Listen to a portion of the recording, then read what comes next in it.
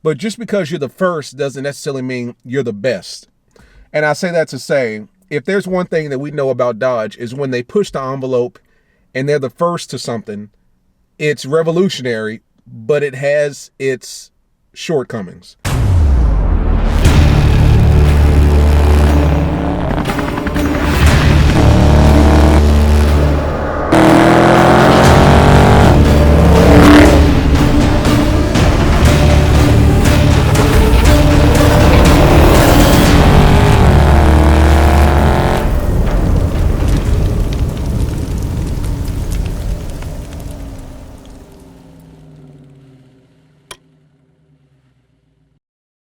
YouTube, what's going on? It's your boy Knockout 360 here, man, with another video for you guys. You can tell I'm in this car, the hot-ass car, but you already know how it's going down when I come around, man. It's a car vlog, right? Let's go ahead and get into it, man. Car content, car shows, car reviews, car meets, anything and everything car-related happens on this channel, man. So if you're into that, stick around. You're in the right place. For everyone else, hit that subscribe button as well as that notification bell so that you know what's coming out and when it's coming out, right? So let's get into it. You already know, like I already know, they did it a couple weeks ago. Dodge announced that they're going to be dropping the first all-electric battery-powered muscle car. We don't know if it's going to be a Charger or a Challenger. Could be something completely different. It looks like it's going to have a retro body look, which could be kind of a, you know, an homage to the past. But at the same time, it's like we got future technology in an old body, whatever. We're not even going to discuss that. You know, that's up to you guys. What we are going to discuss is whether or not it would behoove you to buy the first generation of the electric muscle car.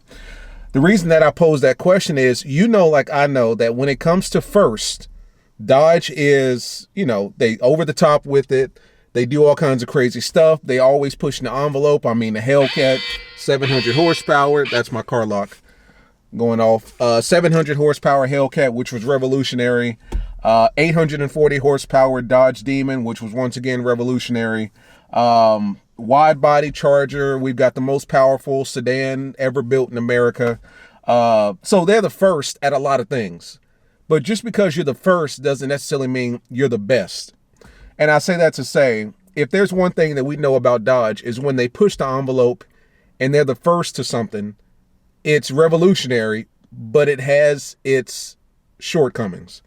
I'll give you an example here. I'm trying not to sweat too much.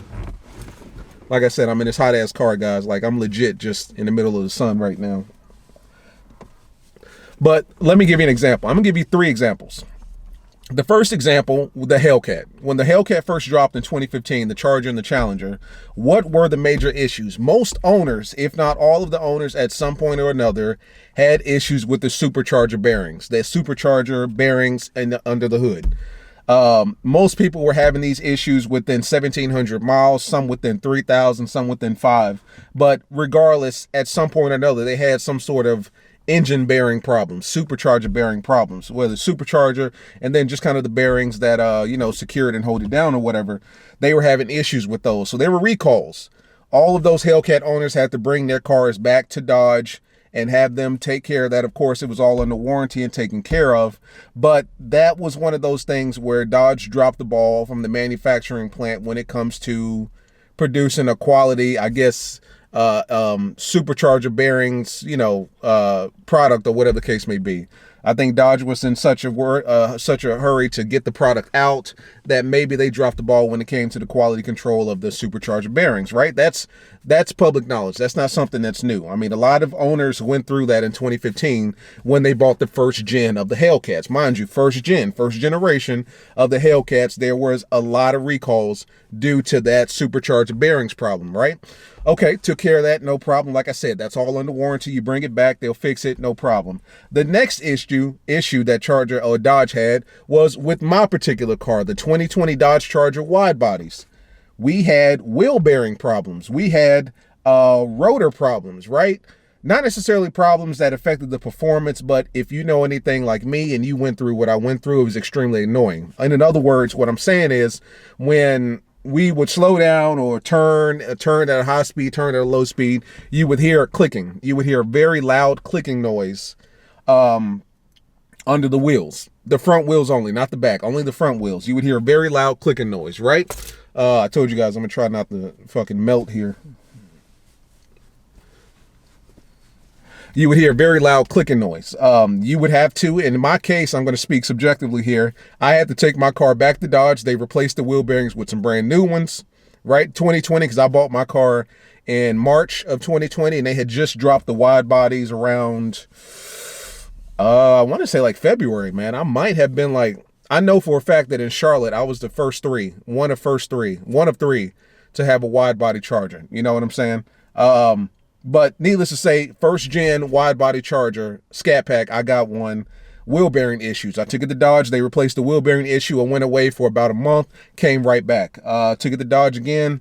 This time they cleaned the wheel bearings really good and rotated the tires. It went away, came back about a month later. I got so fed up, I was like, fuck it.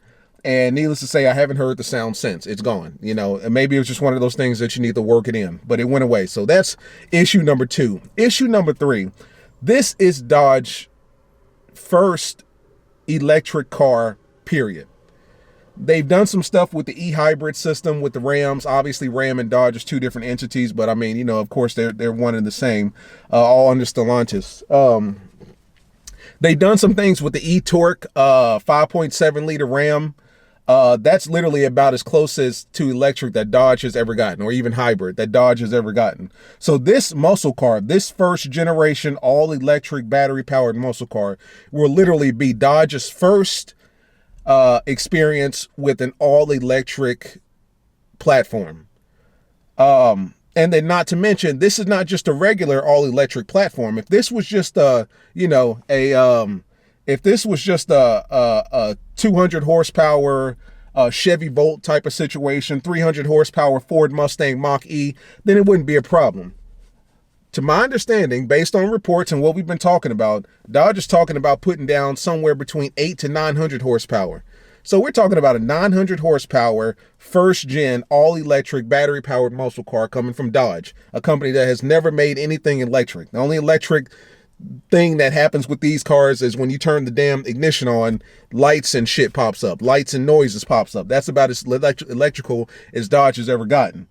So first gen, all electric, battery powered muscle car is going to be putting down 900 horsepower. And you're expecting for Dodge not to have any issues with the first generation. Dodge's track record has proven that when it comes to first gens, it's revolutionary, it's groundbreaking, but it comes with faults. It comes with problems. It comes with shortcomings. Things that you're going to have to be mindful of, reliability issues. Now, if you're just going to take this car to the track and beat on it, well, that in and of itself poses a problem, because if you plan on trying to daily drive it, because according to results, like I said, your boy's hot. According to results, they've been talking about it can get up to a range of 500 miles, which is better than any V6 that I've ever had from Dodge, you know, especially the V8s. I don't have to talk about that. But if you're daily driving it, it speaks to a reliability issue. Do you really want to be stuck on a highway somewhere late at night in your 900 horsepower, all electric battery powered car because it just won't start, or, you know, something's not clicking how it's supposed to be, or firing how it's supposed to be? If it's going to be the kind of car that you're going to take to the track and beat on it all day and put that 900 horsepower to use, do you really want to be stuck at the track? Reliability issues. You sitting there hitting 200 miles an hour on the track. Well, not 200, but more like 160, 170 on the track, and something explodes. I mean, do you really want to put your life in the hands of something like that? I mean, especially on the day like today, 90 plus degrees, you're sitting there beating on that car.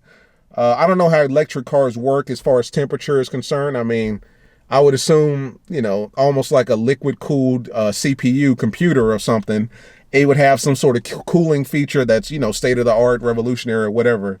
But my question is, when it comes to first gen products from Dodge, reliability is a big question. Let's just be honest here. Whether it was the first gen Hellcats, whether it was the first gen wide body Chargers, whether it's the first gen all electric battery powered muscle car. I mean, like I said, if the electric car was just a get around car, 200 horsepower, not built for performance, no performance parts whatsoever, then fine. I wouldn't have a problem buying it first gen. We're talking about potentially a 900 horsepower car that can do 0 to 60 in 2 seconds, that can have a range of 500 miles, that's all-wheel drive. You've got a lot of clocks spinning in that car, a lot of mechanics, a lot of electronics, a lot of technology under the hood of that car working.